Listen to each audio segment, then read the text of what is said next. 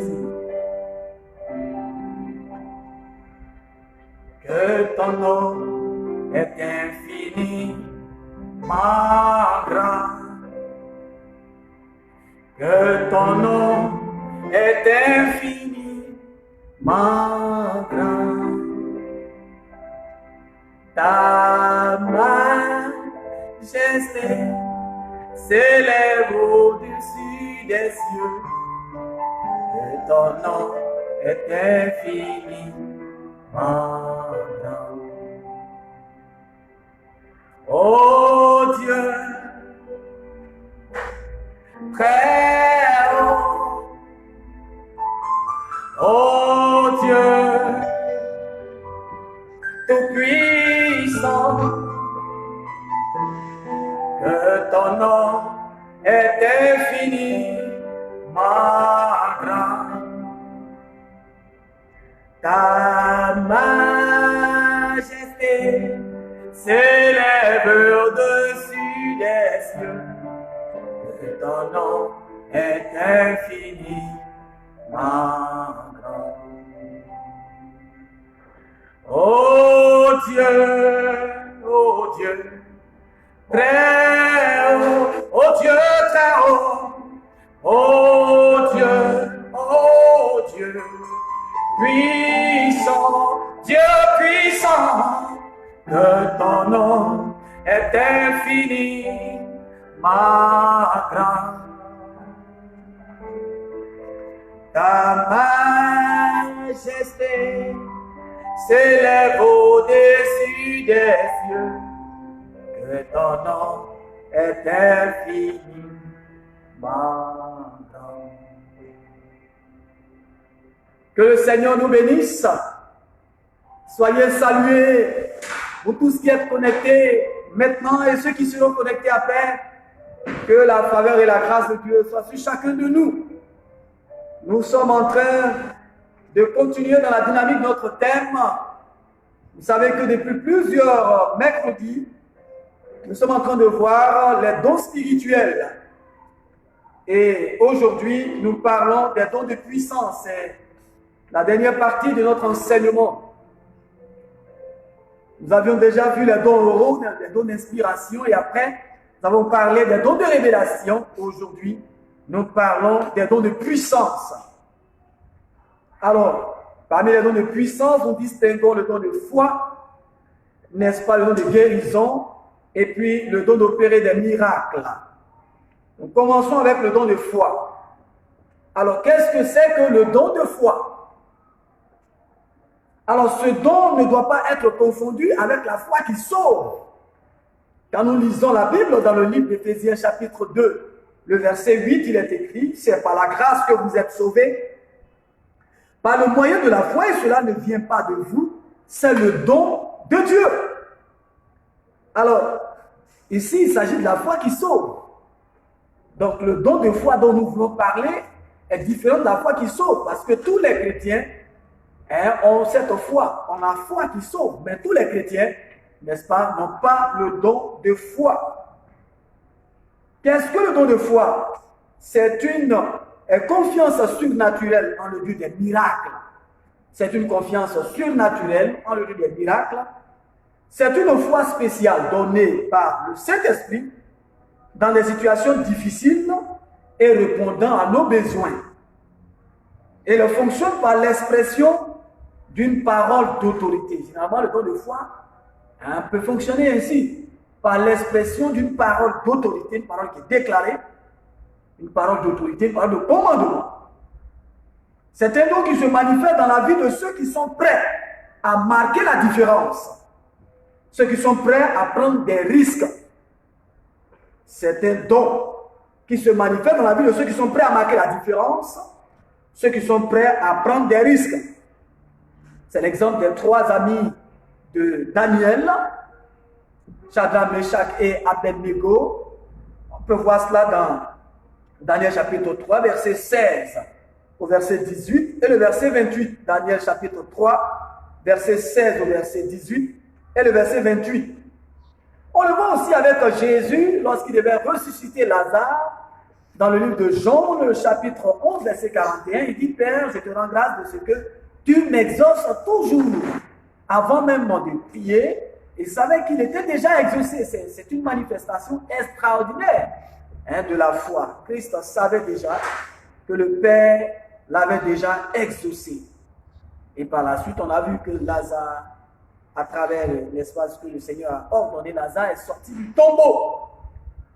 On le voit aussi dans le cas de Pierre qui ordonne à la cécité, n'est-ce pas, de tomber sur Élymas, le magicien. Élymas était aussi appelé Bar Jésus, cet homme qui était en train de s'opposer à la prédication, n'est-ce pas, des apôtres, alors qu'ils voulaient prêcher l'évangile au proconsul. Ils étaient en train de prêcher l'évangile au proconsul, et là, le magicien est en train de s'opposer. Alors Pierre, n'est-ce pas, l'apôtre va ordonner que la cécité tombe sur ce dernier. Et de ipso facto, il est devenu aveugle, il cherchait son chemin. Ça, c'est le don de foi. Nous avons aussi le don d'opérer des miracles. Le don d'opérer des miracles, c'est la capacité surnaturelle donnée par le Saint-Esprit pour, on va parler d'abord du don d'opérer des guérisons d'abord. Guérison d'abord. Après, nous allons aller, n'est-ce pas, au don de miracles, d'opérer des miracles. Parce qu'on va aller de façon graduelle. Là. Donc, le don d'opérer des guérisons. Le don d'opérer des guérisons, c'est la capacité surnaturelle donnée par le Saint-Esprit pour opérer des guérisons miraculeuses, souvent impossibles à la médecine. Oui, c'est des guérisons miraculeuses. Des guérisons, et il y a des guérisons, comme la belle-mère de Pierre qui était malade, qui a été guérie, ça c'est une guérison, elle avait la fièvre, et Jésus l'a guérie, ça c'est une guérison, n'est-ce pas, que la médecine peut opérer.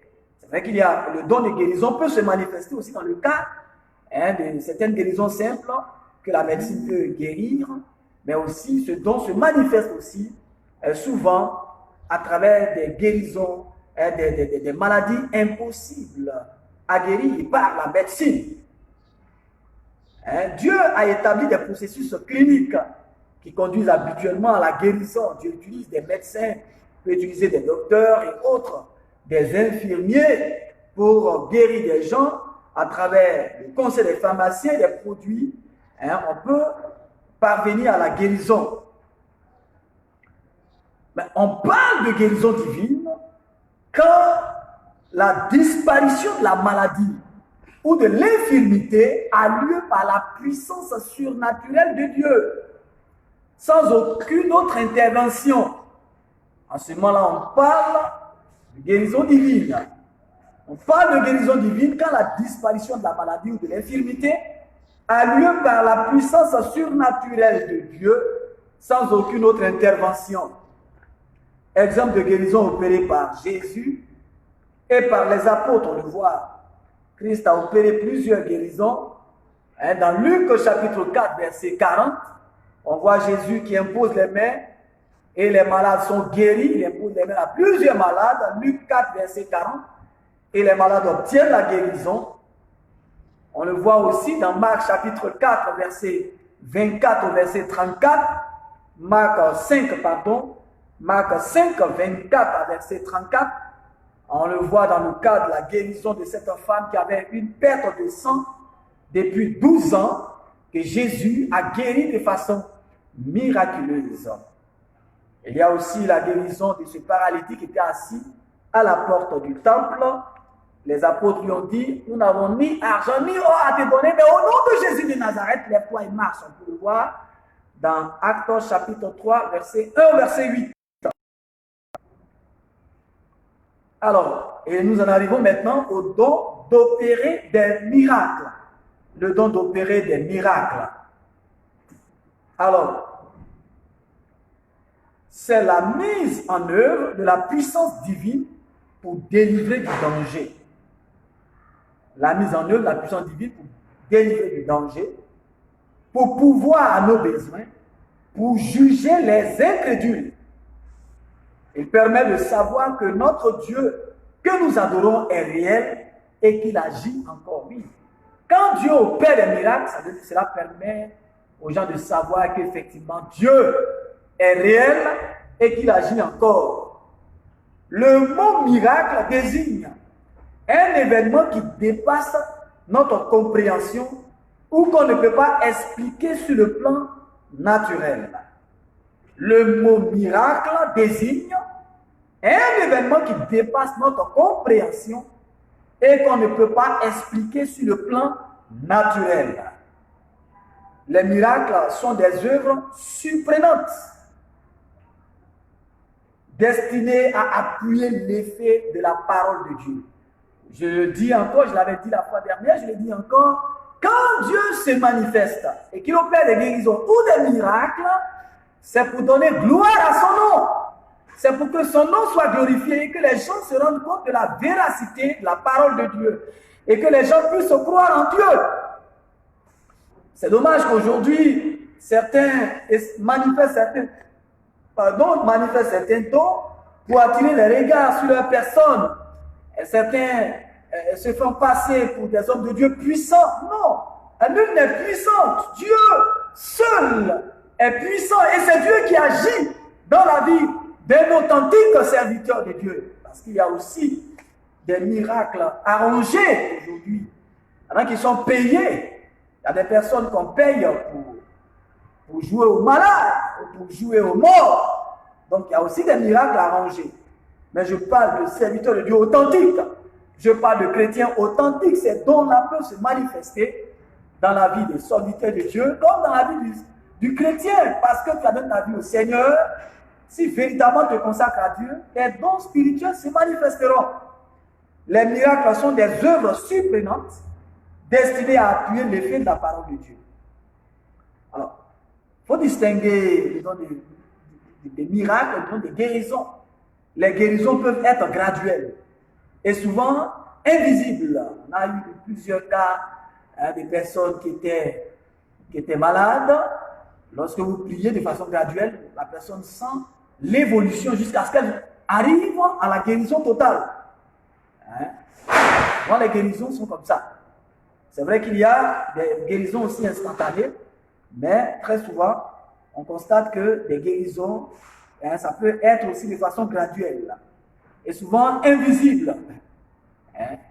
La boule qui était dans mon ventre a disparu, on ne voit pas.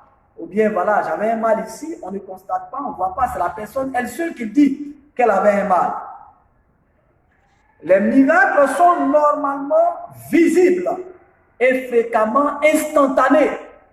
Les miracles sont normalement visibles et fréquemment instantanés. Dieu le fait, n'est-ce pas, pour confondre ceux qui ne le connaissent pas, pour les amener à croire en sa puissance. Quelques exemples.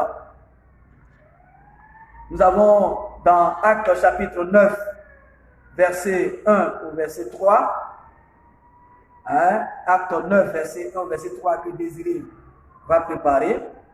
Acte 9, verset 1, verset 3, Désiré va préparer, tout à l'heure va s'approcher pour lire.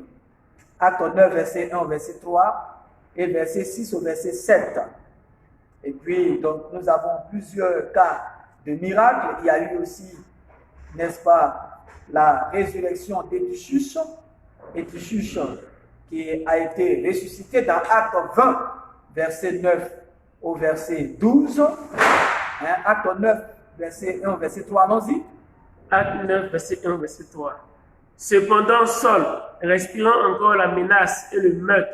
Pardon, je voulais dire Jean chapitre 9. Jean chapitre 9, verset 1 au verset 3. Jean chapitre 9, verset 1 au verset 3. Jean 9, 1 à 3. Oui. Jésus vit en passant un homme aveugle de naissance. Oui. Ses disciples lui firent cette question. Rabbi, qui a péché, cet homme ou ses parents, pour qu'il soit né aveugle? Jésus répondit, ce n'est pas que lui ou ses parents aient péché, mais c'est afin que les œuvres de Dieu soient manifestées en lui. Verset 4. Verset 6 au verset 7. 6 au 7.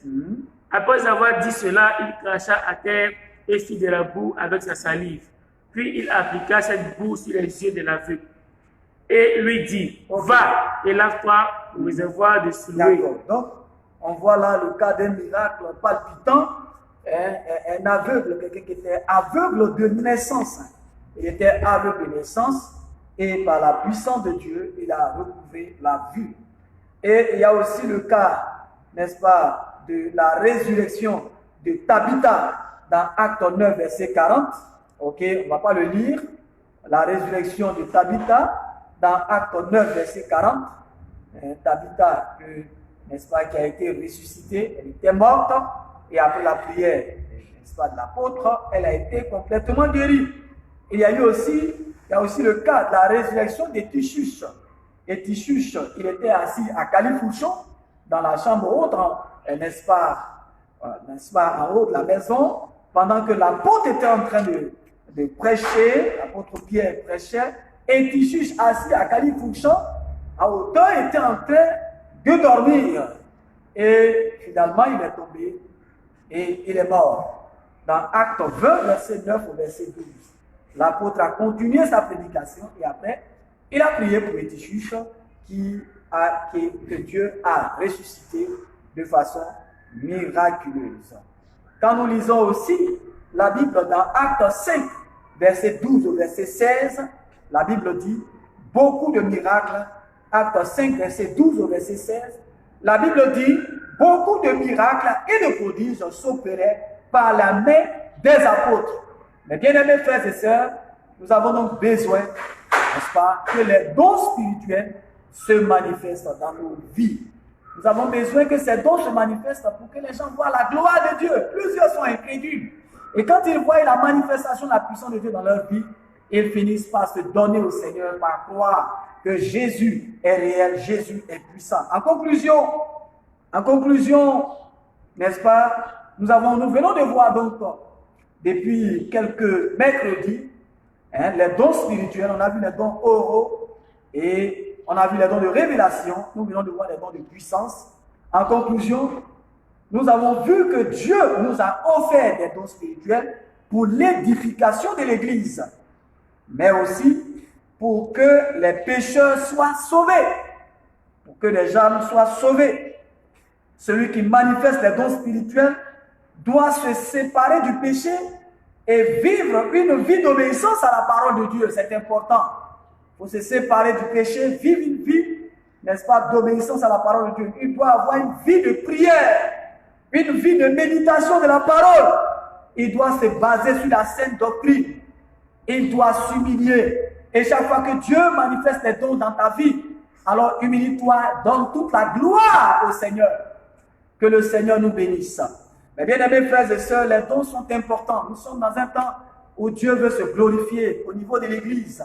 Nous avons Dieu, la Bible dit que Jésus-Christ est le même, hier, aujourd'hui, et éternellement. Ce qu'il a fait hier, il est capable de le faire aujourd'hui. Et demain, il le fera. Disposons-nous. Que tu sois chrétien, responsable, ancien, diacre et autres, disposez-vous dans l'Église, marchons dans l'obéissance à la parole de Dieu et consacrons-nous et laissons Dieu nous utiliser. Quand les dons sont en train de se manifester, ne dis pas que c'est le diable. Dieu agit et Dieu continue d'agir aujourd'hui. Dispose-toi dans sa présence, marche dans la sanctification, prie le Seigneur, lis ta Bible, accroche-toi à la sainte doctrine et suis ce que le Seigneur te dit. Écoute la voix de l'Esprit et tu verras que le Saint-Esprit se manifestera, il agira dans ta vie au nom de Jésus. Amen. Que Dieu bénisse sa parole. Vous pouvez, n'est-ce pas, voir ces enseignements sur YouTube. Si vous allez sur YouTube, vous tapez Bouka Bernard, vous verrez tous nos enseignements et aussi sur ma page Facebook, Bouka Bernard. Apôtre Bouka Bernard, vous allez sur la page Facebook. Vous verrez aussi tous ces enseignements. Soyez bénis et que la faveur de Dieu soit sur vous. Au nom de Jésus. Amen.